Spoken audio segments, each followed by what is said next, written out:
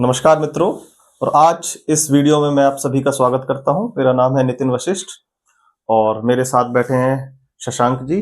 और जैसे कि मैंने बताया कि शशांक जी आईएएस की कोचिंग कराते हैं और इंटरनेशनल रिलेशंस में और जीएस के अंदर इनका बहुत बड़ा इनके पास ज्ञान है। और जैसे कि आप जानते हैं कि मेरा प्रोफेशन डिजिटल मार्केटिंग और साइबर लॉ एक्सपर्ट है, लेकिन अंतर्राष्ट्रीय राजनीति में थोड़ा सा इंटरेस्ट है और आज की युवाओं का भी अंतर्राष्ट्रीय राजनीति में शशांक जी काफी इंटरेस्ट है। तो उन्हीं के मार्गदर्शन के लिए, उनको अच्छा ज्ञान मिले और सही जानकारी उन्हें प्राप्त हो, इसके लिए हम शशांक जी के साथ आज बैठे हैं। तो शशांक जी, आप जानते हैं कि कल जो घटना हुई है वेनेजुएला के राष्ट्रपति मादुरो के साथ जी, इसे आप किस परिप्रेक्ष्य में देखते हैं कि इसका अंतर्राष्ट्रीय राजनीति पे क्या प्रभाव पड़ेगा और ये क्यों, इसके पीछे की जो घटनाएं हैं, जो घटना हुई वो समझ में आ रही है, कैसे कैसे परिस्थितियां हुई और इसका अब क्या आगे प्रभाव पड़ेगा, इसके बारे में हम इस वीडियो में बात करेंगे। तो थोड़ा सा इसके बैक के बारे में बताइए, थोड़ी इसकी हिस्ट्री बताइए कि क्यों ये सारी चीजें हुई। देखिए, जो ये वेनेजुला में हुआ है, ये एक्चुअली में इसकी प्लानिंग तो बहुत पहले से चल रही है। जी जी, ये सितंबर से ही एक बहुत बड़ी इन्होंने अपने डिप्लोमेसी थी वहां पर, वेनेजुला पे सैंक्शन लगाना, उसके बाद उनके जो जहाज है उन्हें पानी में नहीं उतरने देना, ये बहुत पहले से चल रही थी। सितंबर में ना एक बहुत बड़ी इनकी डिफेंस की जो एक बहुत बड़ी मीटिंग हुई थी अमेरिका के जी, और इनके जितने भी बाहर के जितने भी इनके एडमिरल हैं और जितने भी इनके हैं, एक बहुत, उसका मतलब ही ये था कि किसी ना किसी देश को टारगेट पे लिया जाएगा। ये निश्चित था कि अगर उन्होंने इतनी बड़ी मीटिंग ये लोग कर रहे हैं अपने सारे सेनाध्यक्षों को बुला करके और पुराने लोगों को बुला करके, वो निश्चित था। और उन्होंने अपना जो अपना डिफेंस का जो डिपार्टमेंट था उसका नाम भी वॉर रख दिया था। क्या पूरा नाम क्या रखा उन्होंने कि डिपार्टमेंट ऑफ वॉर या कुछ ऐसा नाम उन्होंने अपना, बिल्कुल बिल्कुल नाम चेंज किया अपना। तो उससे उनकी टेंडेंसी समझ में आ रही थी। देखिए, यूएसए मुनरो डॉक्ट्रिन मानता है। 1823 में मुनरो डॉक्ट्रिन आई। उसका कहना था कि वर्ल्ड में डिफरेंट डिफरेंट जगह हम फ्रेजाइल कंट्री बनाएंगे, जैसे कि उन्होंने वेस्ट एशिया में इराक और सीरिया बनाई, एशिया में बांग्लादेश और अफगानिस्तान इसका जीता जागता एग्जाम्पल है, म्यांमार उसका जीता जागता एग्जाम्पल है। खैर, म्यांमार में तो एंटी गवर्नमेंट है, एंटी यूएसए गवर्नमेंट है, तो चाइना के तत्मा दाव है पावर में। अब इन्होंने, इनका ये था कि हम पूरे साउथ अमेरिका और नॉर्थ अमेरिका को अपना स्ट्रेटेजिक बैकयार्ड मानेंगे। यहां पर किसी भी यूरोपियन पावर को एंटर नहीं होने देंगे, किसी भी एशियन पावर को एंटर नहीं होने देंगे। लेकिन Venezuela right from the starting point, इसमें हमेशा पहले तो यूएसएसआर का सपोर्ट से सरकारें आई और अब तो इसमें चाइना का भी एंगल है। चाइना का, और यूएसए ने इस पे अटैक करके अपने पैर पे खुद कुल्हाड़ी मार ली है। मैं आपको बताऊं, जो ये वेस्ट एशिया में करना चाह रहे थे, इन्होंने करा, पूरी फ्रेजाइल इकोनॉमी बनाई, पूरा इराक पे सद्दाम हुसैन को हटाया, अफगानिस्तान में देख लीजिए आप कैसे कलर कोडेड रेवोल्यूशन कराए। अब इनके घर में ये बात हो रही है और इसका पूरा फायदा रशिया भी उठाएगा, चाइना भी उठाएगा, और मुझे लग रहा है थोड़ा बहुत हमें इंडिया वालों को भी उठाना चाहिए। जो अपना ये अमेरिका के आसपास की सराउंडिंग्स हैं, यहाँ पर कनाडा है, कोलंबिया है, क्यूबा है, सभी ज्यादातर जो है इसमें जो है, क्यूबा में तो आजकल मुझे पता नहीं, शायद लोकतांत्रिक सरकार है, लेकिन वेनेजुएला के अंदर जो थी वो आप कह सकते हैं कि पूंजीवादी सरकार नहीं थी। बिल्कुल बिल्कुल सही एक बात है। यूएसएसआर के इम्पैक्ट में एक साम्यवादी कम्युनिस्ट सरकार थी, और कम्युनिस्ट उनके इतने पास में हो ये यूएस को बर्दाश्त नहीं था। चलो, कम्युनिस्ट को भी वो बर्दाश्त कर लेते। मुझे जो समझ में आ रहा है, सारा जो सिस्टम है वो डॉलर का है। हाँ, आप ये जो कम्युनिस्ट और कैपिटलिस्ट की भी हम लड़ाई देख रहे हैं, ये भी हम लड़ाई को बहुत ऊपर से देख रहे हैं। आप देखिए, दुबई के अमीर को भी तो सपोर्ट कर रहा है यूएसए। बिल्कुल कर रहा है। सऊदी अरब के जो सऊदी फैमिली है, एमबीएस मोहम्मद बिन सल्लाह की, उसे भी तो सपोर्ट कर रहा है। तो ये कम्युनिस्ट और कैपिटलिस्ट में ना देखे, डेमोक्रेसी और डिक्टेटरशिप में हम ना देखे, ये है हेजेमनी चैलेंज करने वाली हेजेमनी। देखिए, हेजेमनी की आप बात करें, थोड़ा सा पीछे थोड़ा सा हम जाते हैं शशांक जी। 2003 में सद्दाम हुसैन को हटाने का क्या कारण था? यही हेजेमनी। वो कहते थे कि मैं यूरो में जो है डील करूंगा, मैं अपना जो है तेल किसमें बेचूंगा, यूरो में बेचूंगा। कर्नल गद्दाफी को हटाने का क्या कारण था? सेम, वो ये कहते थे कि मैं दिनार में जो है बेचूंगा। और मैं आप सब लोगों को बता दूं कि डॉलर को डॉलर पेट्रो डॉलर बनाते हैं, यानी पेट्रोलियम, दुनिया का पेट्रोलियम 90% डॉलर में ट्रेड होता है। और अगर ये एनर्जी हेजेमनी यूएसए की छीन ली तो आप ये समझ लो पूरा डे स्टार्ट हो जाएगा। यूएसए कुछ बना नहीं रहा है। यूएसए उनके लोगों को बैठे बैठे खाने की आदत हो गई है कि वहां डॉलर छपेगा, हमें पैसा मिलेगा। और डॉलर कब छपेगा? जब डिमांड बढ़ेगी। अब युआन में जब वेनेजुएला ट्रेड करता है चाइना के साथ, पूरा तेल चाइना उसका खरीद रहा है, और किसी इंडिया ने तो खरीदा नहीं वेनेजुएला से। बिल्कुल इंडिया को तो सैंक्शंस का डर था, लेकिन वेनेजुएला जो ट्रेड कर रहा था तो युआन को एक इंटरनेशनल करेंसी के रूप में बहुत सारे लोग देश मानने लग गए। बिल्कुल, चाइना करेंसी है युआन। तो ये जो है ये बर्दाश्त नहीं हुआ अमेरिका। ये तो करेंसी, देखिए डोमिनेंस, आप अमेरिका को डिफेंस डोमिनेंस और करेंसी डोमिनेंस, ये दो डोमिनेंस है अमेरिका की। डिफेंस में चाइना चैलेंज कर रहा है, डिफेंस में चाइना, इवन रशिया और इंडिया की पार्टनरशिप भी बहुत हद तक हम बहुत कटिंग एज टेक्नोलॉजी में काम कर रहे हैं। लेकिन डॉलर डोमिनेंस, इसका सबसे ज्यादा यूएसए को डर है। और ये जो अभी मदुरो को उठाया गया है ये इसी बेसिस पे हुआ है। इससे पहले अपोजिशन पार्टी के मेंबर को पीस प्राइज देना, नोबेल पीस प्राइज दिलवाना, उसके बाद मदुरो को उठाना, और ये बहुत पहले से ही चल रहा है। एक्चुअली में सितंबर में, तो ये सितंबर में ही करने वाले थे, सितंबर में करने वाले थे, लेकिन रशिया का थोड़ा सपोर्ट। हाँ, तो मदुरो से यहाँ पर गलती क्या हुई है? जब उन्हें पता था कि जब उनको पूरी तरह से घेर लिया गया था, और कारकस जो इनकी कैपिटल है वो एक मतलब तटीय क्षेत्र है। बिल्कुल। और मैंने देखा, मैप में थोड़ा गया, मैंने देखा कि वो तटीय क्षेत्र था। अगर थोड़ी अंदर होती तो शायद ये ऑपरेशन करना इतना आसान नहीं होता। लेकिन कारकस जो है वो थोड़ा तटीय क्षेत्र में आया। फिर मदुरो से इतनी बड़ी गलती हुई कैसे, जब उसे पता है कि भाई ये इतना हमारे ऊपर हमला होने वाला है? क्या चाइना और अमेरिका के दिए, आपको पता चल रहा है, मैंने देखा कि $6 अरब के हथियार लिए हैं मदुरो ने। बिल्कुल लिए हैं, चाइना से भी लिए हैं, रशिया से भी लिए हैं, 2000 मिसाइल्स लिए हैं।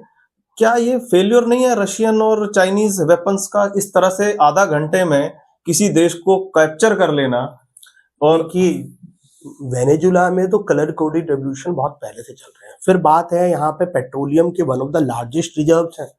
तो एक आप देखिए रिसोर्स क्राइसिस भी है दुनिया में। जहां जहां रिसोर्सेज ज्यादा होते हैं वहां की गवर्नमेंट कभी डेमोक्रेसी नहीं लेके आ पाती, या वहां पर कभी भी आप उस तरह की स्टेबिलिटी नहीं देखेंगे। इसे वैसे इकोनॉमिक्स के टर्म्स में डच डिसीज कहा जाता है। जैसे हम अफ्रीका में देखते हैं इतने रिसोर्सेज हैं, कभी डेमोक्रेसी नहीं आई।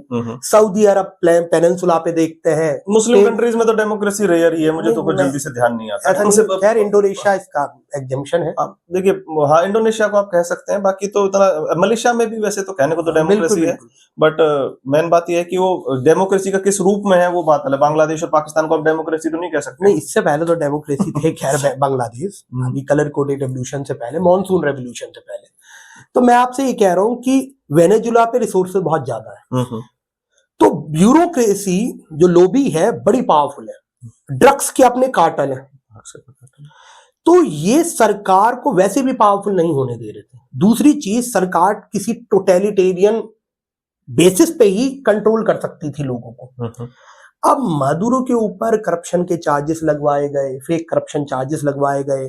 पूरी कंट्री अभी फ्रेजाइल है। आप ये देखिए वेनेजुएला जो करेंसी है इतनी डिफ्रेस हुई है, मतलब इन्फ्लेशन का रेट, जो महंगाई का रेट है वो 150-200% इंक्रीज हो गया है। तो लोग वैसे भी परेशान थे, इसलिए भी ग्राउंड पे ज्यादा मदुरो का सपोर्ट नहीं है। लेकिन अमेरिका ने जो यहाँ पर मूर्खता करी है, मैं तो मूर्खता कहूंगा, गलत डिसीजन, सभी लोग क्रिटिसाइज कर रहे हैं, सारे देशों ने क्रिटिसाइज। इन्होंने क्या करा, रशिया और चाइना को भी एक साथ और ज्यादा लिया है। क्या भारत भी हो सकता है, ठीक है, लेकिन भारत को थोड़ा सा दिखाना पड़ेगा कि नैम के अलावा भी कुछ पॉलिसी होती है। क्या आरआईसी को आप इसमें मानेंगे कि आरआईसी कुछ मीटिंग हो सकती है आरआईसी की? इसके बाद होनी चाहिए, बिल्कुल होनी चाहिए। तो मैं यही कहूंगा कि पहले से ही करप्शन लेडन थी, बहुत सारे इन्फ्लेशन से रिलेटेड बहुत सारी प्रॉब्लम थी, तो ग्राउंड सपोर्ट नहीं था मदुरो को, ये आप समझ लीजिए। लेकिन अब हो गया है, और यूएसए ने अपने स्ट्रेटेजिक बैकयार्ड में एक फ्रेजाइल कंट्री बना दी है। आज नितिन जी मैं आपको बताऊं कि कोई भी कंट्री डायरेक्टली कंट्रोल नहीं की जा सकती। आज नेशनलिज्म इतना बड़ी चीज है, इतनी बड़ी चीज है, जैसे अल्लामा इकबाल कह रहे हैं कि सबसे बड़ा और सबसे नया रिलीजन जो है वो रिलीजन है, धर्म है। मतलब सबसे बड़ा धर्म जो है वो अब देशभक्ति है। तो आप वेनेजुला के किसी आदमी को, वो भी प्रेसिडेंट को, उठा ले जाएंगे और आप ये सोचेंगे वेनेजुला के लोगों का सपोर्ट आपको मिल जाएगा? पॉसिबल ही नहीं। आपने तो बस मूर्खता करी, एक फ्रेजाइल कंट्री अपने स्ट्रेटेजिक बैकयार्ड में बना दी। चाइना रशिया यही चाहते थे, इसलिए भी सपोर्ट नहीं। आपको क्या लगता है, क्या रशियन इंटेलिजेंस या चाइनीज इंटेलिजेंस को पता नहीं है? अरे उन्हें पता है। सितंबर से ये चीजें चल रही है। सितंबर से पोसाइडन 8I जो इनका एंटी एयरक्राफ्ट सबमरीन है, सबमरीन के लिए एंटी एयरक्राफ्ट है, उनके फाइटर जेट्स, उनके सबको पता था। अगस्त सितंबर से सबको पता था ये होने वाला सब कुछ होगा, पर किस तरह से वो, किस रूप में होगा, वो नहीं पता था। तो इंटेलिजेंस पहले थी, फिर भी सपोर्ट नहीं किया गया क्योंकि लोग चाहते थे ऐसा हो। तो इसमें जो आप देख रहे हैं कि जो इस तरह से घटनाएं हुई हैं, तो क्या ये एक तरह की नई परंपरा शुरू हो जाएगी? क्या रशिया यूक्रेन में ऐसा कर सकता है? क्या चीन ताइवान में ऐसा कर सकता है? क्या एक लाइसेंस दे दिया है ट्रंप ने कि भाई, क्योंकि वो भी अपने आप को सुपर पावर तो कहते ही हैं। देखिए, मैं आपको ये मानता हूं, क्या ये संभव है? ह्यूमैनिटी जब डेवलप हुई तो हमारा शिकार ज्यादा होता था, हम शिकारी नहीं थे। हाँ जी। तो वहां से कंसेप्ट आया कोलैबोरेशन का। हाँ जी। लेकिन जब एग्रीकल्चर क्रांति आई तो हमने ये भी सोचा कि जब हमारा दिमाग का अस्तित्व विकास हुआ तो हमने ये भी देखा कि साथ के साथ कंपटीशन भी है। कंपटीशन क्यों है कि हम आपस में एक तरह से मनमुटाव और विध्वंसता भी रखते हैं, यानी एनिमिटी भी रखते हैं। और जब जब इकोनॉमी डाउन टर्न पे होती है तो ये एनिमिटी और ज्यादा हो जाती है। एग्जाम्पल के लिए, लॉन्ग डिप्रेशन हुए तो फर्स्ट वर्ल्ड वॉर हुआ, ग्रेट डिप्रेशन 1929-30 के हुए तो सेकेंड वर्ल्ड वॉर हुआ। करंट देखने चाहे ईरान में क्या हो रहा है, कोविड-19 क्राइसिस हुए, उसका रिपरकशन भी हुआ। हाँ, चाहे रशिया यूक्रेन हो, अजरबैजान अर्मेनिया हो, चाहे आप सीरिया और बाकी क्या कहते हैं, सीरिया और यूएसए देख लीजिए, तख्ता पलट करवाया गया। तो ये हमेशा इकोनॉमिक क्राइसिस भी हो, इसके लिए जिम्मेदार। देखिए, मैं जो समझ पा रहा हूँ, अमेरिका जो है 3 तरीके से लड़ाई लड़ता है। एक लड़ाई लड़ता है वो सैंक्शंस की लड़ाई, ईरान पे सैंक्शन लगा दिया, उस पे सैंक्शन लगा दिया। दूसरी लड़ाई लड़ता है जो उसने वेनेजुएला में लड़ाई लड़ी, डायरेक्ट एक्शन करेगा, जो करके दिखा दिया उसने, करता है बिल्कुल। और परंपरा शुरू कर दी उसने कि भाई ऐसा भी किया जा सकता है। तो ये गलत परंपरा। तीसरा एक काम और भी करता है, वो है उस गवर्नमेंट को इलिजिटिमेट, जो उसके खिलाफ डिक्लेयर करना। तो ये तो प्रोपोगेंडा वॉरफेयर, जो कलर कोडेड रेवोल्यूशन है, ये यूएसए और यूएसएसआर दोनों की ही पॉलिसी रही है। और अब तो देखिए, हर कंट्री, हर बड़ी कंट्री जो होती है वो अब इस तरह का काम करवाती है। जैसे देखा जाए तो इंडिया भी उसी पे आ रहा था, बिल्कुल। इंडिया में अब जो ये चल रहा है कि वोटिंग मशीन खराब है, लोगों के मन में जो डाला जा रहा है, इसके पीछे आप क्या नहीं देखते कि यूएस की प्रोपेगेंडा चल रहा है? ये तो प्रोपेगेंडा, जो राहुल गांधी जी कहते हैं कि वोटिंग मशीन खराब है, और कोई विपक्षी दल नहीं कह रहा। ये लोगों के दिमाग में एक बात जाए कि ये जो गवर्नमेंट है इलीजिटिमेट तरीके से, डेमोक्रेसी पे ही चैलेंज करो। और डेमोक्रेसी पे सबसे बड़ा चैलेंज क्या होगा कि वोटिंग के अधिकार को ही इलीजिटिमेट बना दो। ये वो तो जब वो मोदी जी को नहीं झुका पाए तो उन्होंने यही जो प्रक्रिया है भारत पे भी इलीजिटिमेट जो करने की तरीका है कि भाई ये तो गैर लोकतांत्रिक सरकार है, उस तरह से है। तो वो सारा एक सिस्टम भारत के साथ भी चल रहा है। यूट्यूब पे एक पूरा कार्टेल है जो इसके लिए काम कर, बहुत सारे लोग हैं। आपने देखा यूट्यूब पे उनकी कितनी रीच हुई। इलेक्शन के दौरान जो मोदी जी को इस तरह से 240 पे रोका गया, उसका पीछे पूरी यूएस लॉबी थी।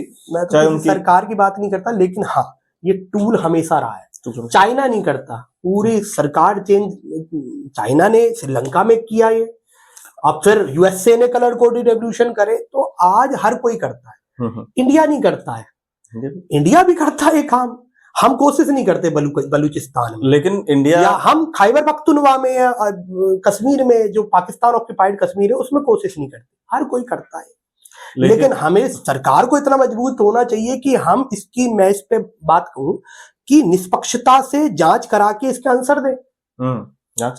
जांच तो अब जो इलेक्शन कमीशन का काम है वो कर ही रहा है। बिल्कुल, इलेक्शन कमीशन ने बहुत ओपन चैलेंज किया कि आप आइए और हमसे आके बात करिए, दिखाइए करके, हैक करके देखिए। इससे ज्यादा इलेक्शन कमीशन क्या कर सकता है? बिल्कुल बिल्कुल सही। लेकिन जिस आदमी को ये लग रहा है कि भाई ये तो मुझे करना ही है, तो एक प्रोपेगेंडा की तरह कर रहा है। प्रोपेगेंडा होता है, प्रोपेगेंडा की तरह, उसका कोई इलाज नहीं है। आप प्रोपेगेंडा में भी उस टॉपिक को पकड़ो जो सबसे ज्यादा लोगों से प्रभावित हो। अब ये न्यूज चैनल्स होते हैं कितने, कहना नहीं चाहिए, इनको पैसे दिए जाते हैं इस पर बिल्कुल। प्रोपोगेंडा चलवाने के लिए। आप आजकल देख ले- देखा होगा, मैं नाम नहीं लेना चाहता, एक न्यूज़पेपर, एक न्यूज चैनल पहले प्रो गवर्नमेंट था, अब जब से यूएसए की डांट लगी है तब से अगेंस्ट गवर्नमेंट हो गया है। तो वो तो चलता रहता है, वो पार्ट एंड पार्सल है। और मुझे लगता है लोग भी अब ज्यादा समझदार हो गए, लोग समझते हैं, समझ में आता का जो अधिकार है, सूचना की जो क्रांति है वो बहुत जल्दी तेजी से है, और चैनल्स की क्रेडिबिलिटी बहुत डाउन है। हाँ, चाहे आप ऐसे किसी भी तरीके से देख ले, लोग खुद क्रॉस चेक करते हैं, लोगों के पास आज अधिकार है कि खुद क्रॉस चेक करते हैं न्यूज को कि क्या हुआ है। बिल्कुल बिल्कुल सही। चलिए, अब मैं दो चीजों पे आपसे बात करना चाहूंगा इसी मुद्दे पे। यूरोप को आप कहाँ देखते हैं इस सारे केस में जो ये हुआ है, कि यूरोप की क्या भूमिका रहेगी, यूरोप को कैसा फील हो रहा होगा? कुछ मैं कहूंगा तो आप कहेंगे मैं कह रहा हूँ यूरोप में भी देखो, यूरोप में जब से ब्रेक्सिट करवाया गया, और ब्रेक्सिट भी एक तरह से रेवोल्यूशन के तहत ही करवाया, और किसने कहा ये भी मैं आपको बता दूं, यूएसए वाया ब्रिटेन। तो जब से ब्रेक्सिट करवाया गया, यूरोप में कोई आज यूनिटी नहीं है। यूरोप आज कहना नहीं चाहिए, बहुत सारी यूरोप की कंट्री है आज उनकी हालत थर्ड वर्ल्ड कंट्री जैसी है। बिल्कुल ठीक है, they are totally dependent on USA. उन्होंने अपनी डिफेंस पूरा सौंप रखा, डिफेंस वो अपने ऊपर नहीं है। बिल्कुल बिल्कुल। तो यूरोप में आपको बताऊं, यूरोप में आज हम ये कहें कि कोई बहुत बड़ा ऐसा ग्रुप है, रीजनल ग्रुप रह गया है। रीजनल पावर्स है, फ्रांस को आप देख लीजिए, रीजनल फ्रांस अपनी आवाज उठाता भी है, अब हमेशा उठाई है उसने अपनी बात। अमेरिका का लेकिन कोई इनमें यूनिटी नहीं है। यूनिटी पर्टिकुलरली रशिया यूक्रेन के बाद डैमेज भी हुई है। बिल्कुल डैमेज हुई है। अब इसको आप कैसे देख रहे हैं? क्या ट्रंप ने एक लाइसेंस दे दिया रशिया को कि आप भी ऐसा कर लीजिए? चाइना को? आप रशिया तक क्यों जा रहे हैं? पहले तो रशिया ही कहेंगे, बगल में ताइवान नहीं है? ताइवान भी है, हांगकांग नहीं है? हांगकांग तो पहले ही उसके नहीं, हांगकांग में भी ऑटोनोमस है ना। ऑटोनोमस ऑटोनोमिक कब खत्म हो जाए आपको पता है? एक सिग्नेचर करना है, एक सिग्नेचर करना है, ठीक। हांगकांग है, उसके बगल में ताइवान है। ताइवान पे मुझे जो है ज्यादा लग रहा है कि भाई किस तरह से कोई मिलिट्री एक्शन, लेकिन आप इतना इजी, मैं जो इस घटनाक्रम को देख रहा हूँ थोड़ा डिफेंस पॉइंट ऑफ व्यू से बात करें, डिफेंस सिस्टम तो सारे रशिया चाइना के और इनके दिए हुए थे, वो कहाँ गए? 10 मिनट में वो चकनाचूर हो गए वो तो इसका मतलब ये है कि चाइना को डरना चाहिए असली में। तो मुझे तो ऐसा लग रहा है कि कहीं चाइना अमेरिका की पावर देख के कहीं ताइवान पे करने का सपना ना भूल जाए कि भाई मेरा डिफेंस सिस्टम तो एक्सपोज हो गए वहां पर। भाई हमारी डिफेंस जो थी, हमारे ऊपर वो था, वेनेजुएला डिपेंड था, हमने हमारे हथियारों पे था, और वो हथियार तो कहीं टिके ही नहीं। बिल्कुल, ये भी बिल्कुल सही आप कह रहे हैं, लेकिन मैं आपको बता रहा हूँ ये होने दिया गया है। नहीं, हथियार तो उनके पास थे ना। हाँ, तो चले क्यों नहीं भाई? डिफेंस सिस्टम इस तरह से, मतलब आपका डिफेंस सिस्टम काम ही नहीं कर रहा है, पहले 10 मिनट में आप युद्ध हार गए। ये भी तो समझिए किस लेवल पे यूएसए मिलिट्री ने और सीआईए ने पेनिट्रेट किया है। इवन मादुरो का जो पायलट था उसे तक खरीदने की कोशिश की गई। अच्छा, उसे तक खरीदने की कोशिश की गई। सरकार का जो तबका है मोस्टली सीआईए के साथ बिका, वो पैसे दिया गया, और ये यूएसए करता ही है, ये करता है। तो मैं आपसे कहूंगा चाइना अपने डिफेंस के बारे में इतना नहीं सोच रहा है, वो ये सोच रहा है कि देखिए डिफेंस के बारे में वो ऑलरेडी सोच रहा है। जब यूएसए ने साउथ कोरिया में थर्ड सिस्टम लगाया, terminal high altitude area defence system, तब से ही चाइना सचेत है। उसे पता है कि यूएसए क्या करना चाह रहा है। तो इस मादुरे वाले इंसिडेंट से मैं नहीं मानता कि चाइना सचेत हुआ है, वो अब नेक्स्ट चाल चलने की सोच रहा। और मैं तो आपको ये बात बताऊं, इनके लिए तो एक रशिया और चाइना के लिए एक प्लस पॉइंट हो गया। प्लस पॉइंट हो गया, मुझे लगता है कि दोनों ज्यादा नजदीक आ जाएंगे इस घटना से। आपने रशिया का ऑन यूक्रेन इन्वेजन लेजिटिमाइज कर दिया है। कल को चाइना ताइवान को इन्वेड करेगा, लेजिटिमाइज हो गया। देखिए, लेजिटिमाइज तो उसी दिन हो गया था जिस दिन आप ये देखिए कि ये खबर आई कि पुतिन के घर पे ड्रोन अटैक हुआ। हाँ, ये ड्रोन अटैक, इसका मतलब क्या है? ड्रोन अटैक हुआ या नहीं हुआ ये हमें नहीं पता, लेकिन यूरोपियन मीडिया, अमेरिकन मीडिया कह रहा है कि ड्रोन अटैक हुआ, हमें स्वीकार किया भाई हुआ। बिल्कुल। इसका मतलब क्या है? इसका मतलब परोक्ष रूप से ये है कि now you have free hand कि आप जाके इसको जेलेंस्की को ठोक दीजिए। जेलेंस्की तो खैर जोकर है, उसके बारे में तो क्या है, क्योंकि जेलेंस्की बात नहीं मान रहा ना पुतिन की भी, तो बिल्कुल बिल्कुल पुतिन ये चाहते हैं कि सॉरी ट्रम्प की बात नहीं मान रहा कि भाई आप जो है पुतिन, ट्रम्प कहते हैं कि आप पुतिन की बात मान के 20% एरिया दे दो उनको। सारे वो कह रहे हैं कि मैं नहीं दूंगा। बिल्कुल सही बात। वो कहते ठीक है, तो तुमने पुतिन के घर पे हमला किया, आप पुतिन को, अब पुतिन देखे भाई तुम्हें। ट्रम्प की अगर बात करें, ट्रम्प बड़ा ट्रांजेक्शनल आदमी है, बहुत, वो हर चीज ट्रांजेक्शन में चाहता है, ठीक है। और ट्रम्प के बारे में उनकी ही न्यूज़पेपर न्यूयॉर्क टाइम्स लिखता है, ही जी प्रेडिक्टिबली अनप्रेडिक्टेबल, कोई इसके बारे में नहीं बता सकता अगले काम पे क्या करेगा। तो यूएसए ने तो अपनी साख जो डेमोक्रेसी का ढोल बजाता है, वो डेमोक्रेसी पे तो खुद ही लाछन लगा दिया है। और मैं आपको बताऊं, ये लेजिटिमाइजेशन करना है, और हम आगे देखें इस तरह की वॉर तो और होंगी, कम नहीं होंगी, और होंगी, क्योंकि देखिए डी डॉलराइजेशन भारत की प्राथमिकता है। भारत ने पिछले कुछ टाइम में जितना सोना और चांदी पे इन्वेस्ट किया है और डॉलर को बाहर निकाला है अपनी रिजर्व से, करेंसी स्वैप एग्रीमेंट हम साइन कर रहे हैं, वास्तव अकाउंट हम बना रहे हैं, हमने बहुत सारे लोगों से अपना रूपी ट्रेड हो रहा है। बिल्कुल। तो मुझे नहीं लगता कि मोदी जी इसे स्टॉप करने वाले हैं। क्या हमें ये इंडिकेशन है कि भाई अब क्या होने वाला, आप कैसे देखते हैं भाई, इंडिया, रशिया, चाइना, देखिए चाइना और रशिया पे वो अटैक नहीं कर सकता। अगर तीनों में से उसे सॉफ्ट कोई नजर आएगा, जो सॉफ्ट टारगेट नहीं है, तो भारत नजर आएगा। नहीं, भारत पे देखिए डायरेक्ट फ्रंटल तो नहीं खोला जा सकता, डायरेक्ट फ्रंटल बहुत दूर है डिस्टेंस, वो नहीं पाकिस्तान के बेसिक एयर बेसिस भी ले ले तो भी नहीं कर पाएगा। वैसे डायरेक्ट फ्रंट खोलना इंडिया के खिलाफ, ये समझ लीजिए कि it will be a doomsday for US. आज मैं आपको बताता हूं क्यों ऐसा है। आप चले जाइए नॉर्थ अमेरिका, साउथ अमेरिका जी। नॉर्थ अमेरिका में कनाडा और मेक्सिको आजकल वैसे न्यूट्रल है, उन्हें यूएसए से और डर लगता है। साउथ अमेरिकन कंट्री मोस्टली अब धीरे धीरे या तो कम्युनिस्ट बन रही है या फिर चाइना के क्लचेस में है। चाहे आप इक्वेडोर चले जाइए, चाहे पेरुवियन कोस्ट चले जाइए, बड़ा अभी इन्होंने कोलंबिया में सरकार चेंज करी तो थोड़ा बहुत वो प्रो यूएसए हो गई। कोलंबिया को तो आज चेतावनी दी है कि अगला तुम्हारा नंबर है। बिल्कुल। तो कोलंबिया का नंबर तुम्हारा है, प्रो गवर्नमेंट आई कोलंबिया में। तो मैं कह रहा हूँ साउथ अमेरिका से तो खत्म ही है। यूरोप का इंटरनल ट्रेड इतना ज्यादा है कि वो यूएसए पर बेसिक डिफेंस प्रोक्योरमेंट कर रहे हो, वो भी नाटो के नाम पर। पैसा नहीं दे रहे उन्हें, इतना नाटो के नाम पे फ्री में ले रहे सुविधा, बस हाँ में हाँ मिलाने की। मैं आप ये भी बता दूं, तो इंटरनल ट्रेड यूरोप का बहुत ज्यादा है इंटरनल, वो यूएसए से कुछ नहीं खरीदते। अफ्रीका प्राइस सेंसिटिव मार्केट है, उन्हें नहीं चाहिए आपका आईफोन। चाइना पे डिपेंडेंट है, क्योंकि चाइना उस तरह की इकोनॉमी है, इकोनॉमी जो स्केल बनाता है। सेंट्रल एशिया यूएसए और चाइना का स्ट्रेटेजिक बैकयार्ड है, वो वहां सॉरी चाइना और रशिया के स्ट्रेटेजिक बैकयार्ड है, वहां पर यूएसए वैसे भी एंटर नहीं करता। जी। एक ही चीज यूएसए के लिए बचती है, इंडिया है वो। इंडिया की मार्केट, इंडिया का साउथ एशिया वाला रीजन। मैं आपको बता रहा हूं, अगर यहां पर और टर्मोइल होगा, एक तो यूएसए की मार्केट खत्म होगी, दूसरी बात इनकी हेजेमनी कहीं नहीं रहेगी। वेस्ट एशिया ने इन्हें नकार दिया एक्सेप्ट सऊदी अरबिया, कुछ कंट्रीज ले लीजिए। शशांक जी, मैंने आपको बात बताई कि यूएसए की 3 स्ट्रेटजीज होती हैं। सैंक्शंस काम नहीं कर रहे इंडिया के ऊपर, 50% टैरिफ लगा के दिखा दिया। बिल्कुल। और जो इलेजिटिमेट जो काम करने की कोशिश करता है राहुल गांधी की, वो क्रेडिबिलिटी नहीं है, आम जनता को उस पर कोई विश्वास नहीं है। वहां भी मोदी जी की लोकप्रियता में कोई कमी नहीं, और मोदी जी दिन पे दिन डी डॉलराइजेशन के आगे स्टेप पे लिए जा रहे हैं। बात तो ये है कि तीसरा स्टेप ही बचता है अमेरिका के पास, फिर करेगा क्या? ब्रिक्स करेंसी, देखिए ब्रिक्स करेंसी तो फिर भारत को कैसे रोकेगा अमेरिका, आप बताइए मुझे। नहीं, तो फ्रंट खोलने का तो कोई मतलब ही नहीं है जी। मैं आपको बताऊं, ये वैसे के इतनी अवेलेबल नहीं है, इतने रिसोर्सेज वो लगाना नहीं चाहे। बिल्कुल। वो भी इंडिया जैसी कंट्री पे अगर आप करो तो आपकी लेजिटिमेसी ये हो जाएगी, हम थर्ड वर्ल्ड के लीडर हैं, फार्मेसी ऑफ द साउथ है।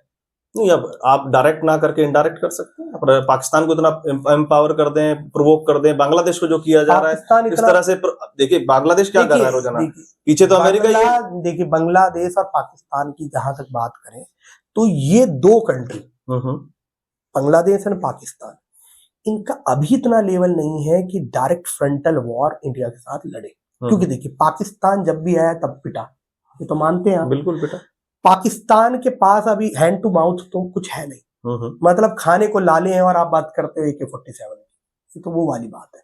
तो पाकिस्तान को तो वैसे भूल जाइए, वो ज्यादा से ज्यादा पहलगाम या फिर जो फिदाइन हमले हैं इतना ही प्रॉक्सी वॉर कर सकता है, डायरेक्ट फ्रंटल वॉर की औकात ही नहीं है।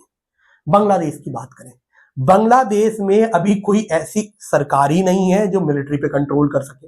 हो सकता है मिलिट्री कंट्रोल कर ले आगे, हाँ ऐसा हो सकता है, संभव। ठीक है, तो मिलिट्री में अगर कंट्रोल होता है तो military direct frontal war India की बांग्लादेश की मिलिट्री हमारे से कॉन्फ्लिक्ट बिल्कुल बिल्कुल वो नहीं चाहती। हाँ, तो उसे भी छोड़ दीजिए आप।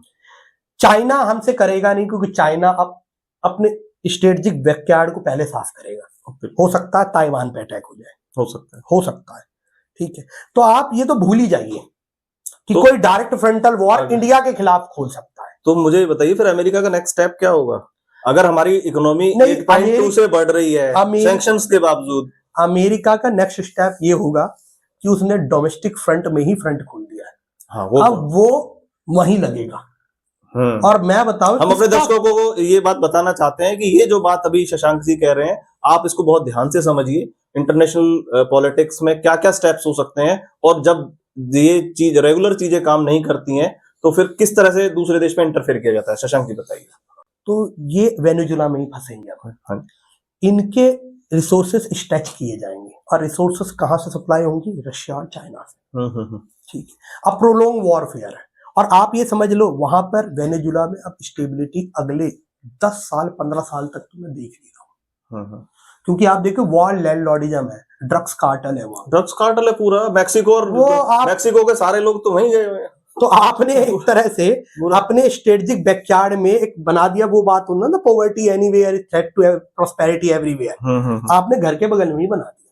बिल्कुल ठीक है। रशिया यूक्रेन बात करें तो रशिया यूक्रेन का भी अब ये रिसोर्सेज भी यूएसए के स्ट्रेच आउट हो जाएंगे। हाँ, फर्क तो पड़ेगा यहाँ पर। अभी तक भी अब यूएसए ही लड़ रहा था वॉर। बिल्कुल भाई, रिसोर्सेज तो सारे यूएसए को क्या था कि, और इन्होंने इंटरनेशनल पॉलिटिक्स में एक्सपेंशनिस्ट पॉलिसी जो है उन्हें लेजिटिमाइज कर दिया है, डायरेक्ट फ्रंट खोलकर। किसी देश के प्रेसिडेंट को आप ऐसे उठा लाते हैं, एक तरह से देखा जाए तो ये क्रिमिनल ऑफेंस है। क्रिमिनल ऑफेंस है, इंटरनेशनल सारे कानूनों के खिलाफ है। और आप ये कह रहे हैं कि ड्रग्स की तस्करी वेनेजुला कर रहा है, क्या मजाक कर रखा है? वो लैंड रूट से होता है। उन्होंने तो सद्दाम हुसैन पे भी यही कहा था। हाँ, वेपन, कर्नल गद्दाफी को भी ऐसे ही कह के वेपन ऑफ मास डिस्ट्रक्शन है। तो ये दुनिया समझती है इन बातों को, सोशल मीडिया कनेक्टिविटी है, दुनिया इतनी तेज है कि तो क्या आपको लगता है कि एंटी अमेरिका ग्रुप स्ट्रांग होगा, डीडॉलराइजेशन की तरफ देश बढ़ेगा? देखिए, मुझे ऑलरेडी चल रहा है। मैं आपको बताऊं, ब्रिक्स में ऑलरेडी चाइना और रशिया ने कहा था ब्रिक्स करेंसी होनी चाहिए। ब्रिक्स करेंसी हमने, इंडिया ने मना करा कि हम ब्रिक्स करेंसी नहीं चाहते हैं। उसमें रीजन ये था ना शशांक जी कि वो यूरो को युआन को बना रहे थे। युआन को नहीं, ब्रिक्स अपनी करेंसी कॉमन लेके आता। हाँ, उसमें ये हो सकता था कि डिफरेंट करेंसी के बेसिस पे अब कोटा सिस्टम होता है, जैसे आईएमएफ में आपने सुना होगा, वो कोटा सिस्टम ब्रिक्स में आता। इसलिए, और फिर बात है, हम अमेरिका को उस समय नाराज भी नहीं करना चाह रहे थे, उस टाइम नहीं करना चाह रहे, तो इसलिए हमने ब्रिक्स करेंसी का समर्थन नहीं करा। लेकिन ये डी-डॉलराइजेशन का इशू अभी नहीं, बहुत पहले से चल रहा है। देखिए, इंडिया करेंसी स्वैप एग्रीमेंट कर रहा है साइन, ठीक है। और फिर आप देखिए ये जितने जीरो अपना ट्रेड एग्रीमेंट्स हो रहे हैं, मेरे ख्याल 17-18 देशों के साथ फिर 5-6 महीनों में हुए, ये क्या है? ये सारा डी-डॉलराइजेशन है। बिल्कुल। तो थोड़ा सा कंक्लूड करते हैं वीडियो को, और आने वाले टाइम में आप क्या इसका इम्पैक्ट देखते हैं वेनेजुएला के, और इस पे क्या भविष्य इसका देखते हैं। तो थोड़ा सा मैं क्लोजिंग रिमार्क्स इस पे चाहूंगा थोड़ी तरीके से। देखिए, क्लोजिंग रिमार्क तो यही है मेरी तरफ से कि जिस तरीके से ये चीजें हो रही हैं, एक तो मैं कहता हूं ब्रंट ऑर्गेनाइजेशन है यूनाइटेड नेशन, बिल्कुल फेल रही है हर उसमें। और जैसे मैं तो मानता हूं लीग ऑफ नेशन भी इतनी फेल नहीं रही। हाँ, जितने 10-20 साल जो भी उनका टाइम था, कुछ तो उसका प्रभाव था। मतलब आप लॉन्ग डिप्रेशन, ग्रेट डिप्रेशन हुए 1929 के, और वॉर कब स्टार्ट होती है, और यहाँ ये तो बिल्कुल विफल है। बिल्कुल विफल है, बिल्कुल। उसके तो इसको तो कोई डर ही नहीं है, मतलब अमेरिका के बिल्कुल एक आप मानेंगे कि अमेरिका के पीछे चलने वाला तो इसका फिर इसमें जो यूएनएससी बनाई गई वो अपने आप में मजाक है। जो यूएनएससी के 5 परमानेंट मेंबर्स हैं वो अपने आप को पूरी दुनिया के दादा समझे हुए हैं। इसमें रिफॉर्म्स की बहुत जरूरत है। भारत तो कहता ही हर बार, हर साउथ अमेरिका से एक यूएनएससी का मेंबर हो, डिफरेंट पार्ट से हो, तो ये वॉर कम होगी। मैं आपको बता रहा हूँ, यूएनएससी में आप रिफॉर्म करा दीजिए, आधे से ज्यादा ह्यूमैनिटी की वैसे प्रॉब्लम सॉल्व हो जाएंगी, पर्टिकुलरली वॉर को लेकर। ठीक बात है। चलिए, बहुत बहुत धन्यवाद आपका इस वीडियो को देखने के लिए। चैनल को सब्सक्राइब कीजिए और इसी तरह के बढ़िया डिस्कशन आपको अगर देखना है इंटरनेशनल पॉलिटिक्स या डोमेस्टिक इश्यूज पे हम हर वीक एक वीडियो बनाते हैं। और हमारे से जुड़ने के लिए बहुत बहुत धन्यवाद। आपका दिन शुभ हो। नमस्कार।